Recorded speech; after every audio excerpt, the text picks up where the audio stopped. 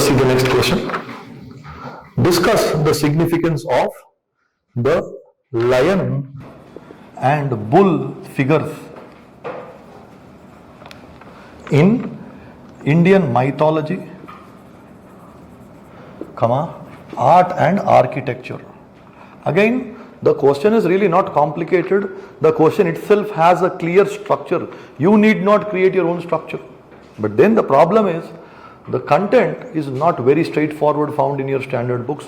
You will need to pull out the different aspects of lion wherever you have seen. You need to pull them and write it at one place. Slightly painful. Even if you don't have much content for this, do not worry. Why? The reason is, when it's a difficult question, it's a difficult for all. I said, this is one question which is not very straightforward. You don't find anywhere written like this. You need to pull out from your imagination and write a few points.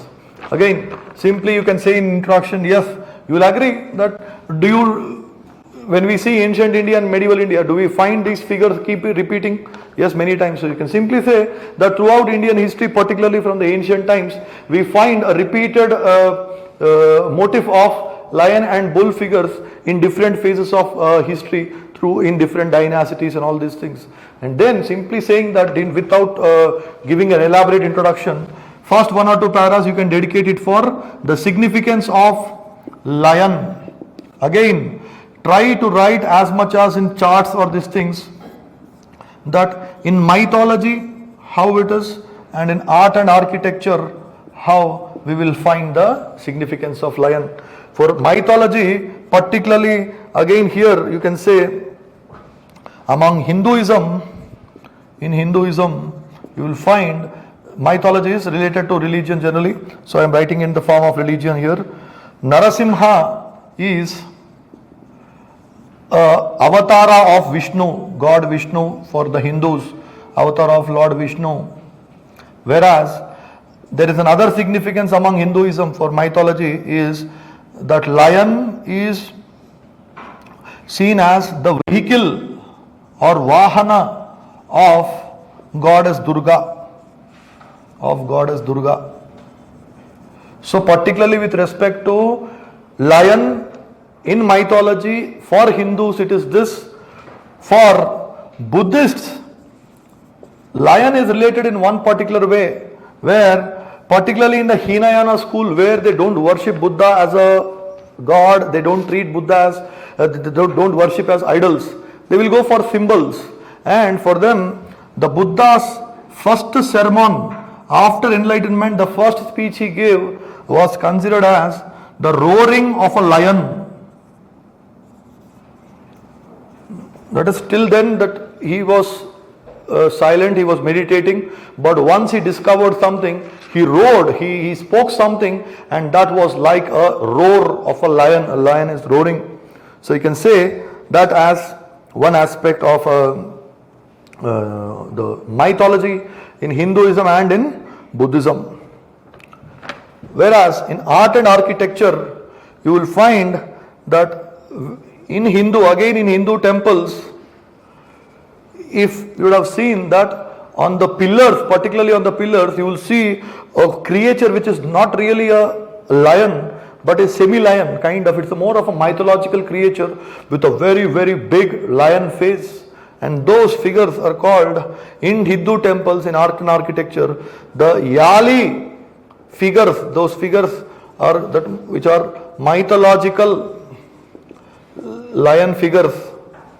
That word is important, Yali, which are generally depicted on the temple pillars. Temple pillars, you can clearly see them. Again, with respect to Buddhism, although it is not strictly Buddhism, but firbi, you can write, because Mauryan architecture is generally related to Buddhism. So here, Ashokan pillar capitals, in Ashokan pillar capitals, lion was repeatedly depicted, and one lion, that 4 lions, that Sarnath capital, which is the national emblem, Sarnath capital, from where we took the national emblem, okay, that you can definitely mention in your art and architecture. Apart from this, you can also say, last point, that in art and architecture, even on the coins, many kings were depicted to be killing lions, or many kings are shown as if they are lions. Okay, why? To project their power, that these people are so powerful and all. So you can simply say on coins, you call that kings. Many dynasties, not one or two dynasties, Guptas did it, Western Chalukyas did it, so many other kingdoms did it. Kings depicted themselves as lions or as killing lions. Okay. This is all you can say as significance of lion, but then not an easy, very, very easy question unless and until you have practiced much. They said content, okay, the structure is more important. Try to show I know so many dimensions. That's what you can do in such questions. Otherwise, it's really, really not easy. Again, same you can go for bull and write in mythology, write in art and architecture. Significance of bull. Again in mythology, let us see. For example, again in Hinduism you will find it. Bull is the Nandi, in the form of Nandi, it is the vehicle or Vahana of Lord Shiva, the Hindu god Shiva in Hinduism.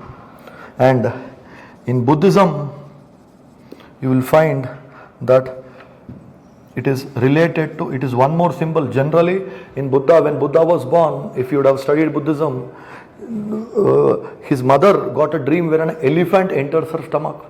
But although elephant is associated with Buddha's birth, sometimes even bull is associated with Buddha's birth, related to Buddha's birth. And basically how it is related, it is like Buddha, it said, according to astrological, this you see, the signs, zodiac signs. So he is coming somewhere in that Rishabha Rasi. So that is how it is related to Buddha. Whereas in Jainism, the first Tirthankara called Rishabhanatha is often depicted as the bull symbol. He is often depicted with the bull symbol. So these all you can say as mythological aspects of bull. Whereas in art and architecture, you can say from the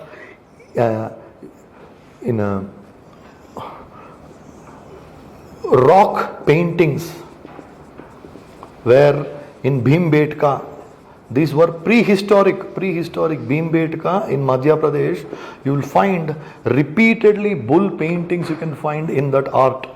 A lot of bulls you can find there. Second, you can also say in the Indus Valley civilization, we find a lot of bull seals.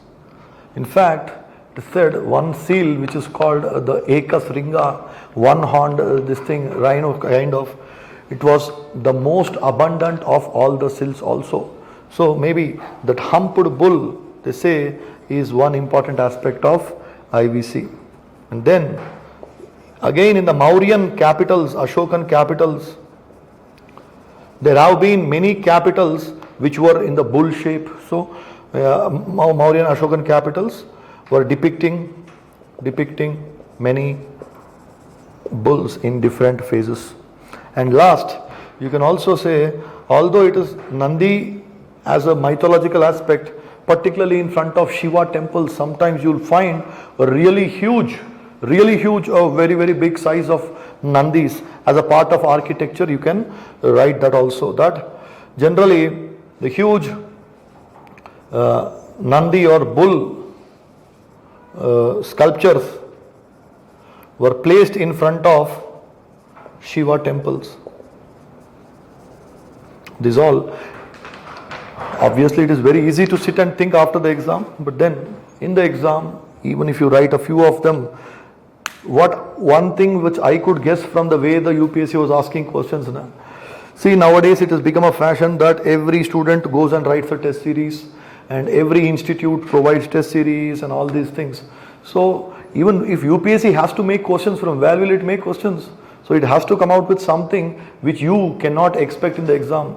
At the same time, they cannot go beyond the parameters. So what you don't expect that cut paste type of questions you will not get. But when you are reading, if you can read with a greater attention, that is what UPSC is trying to hint at.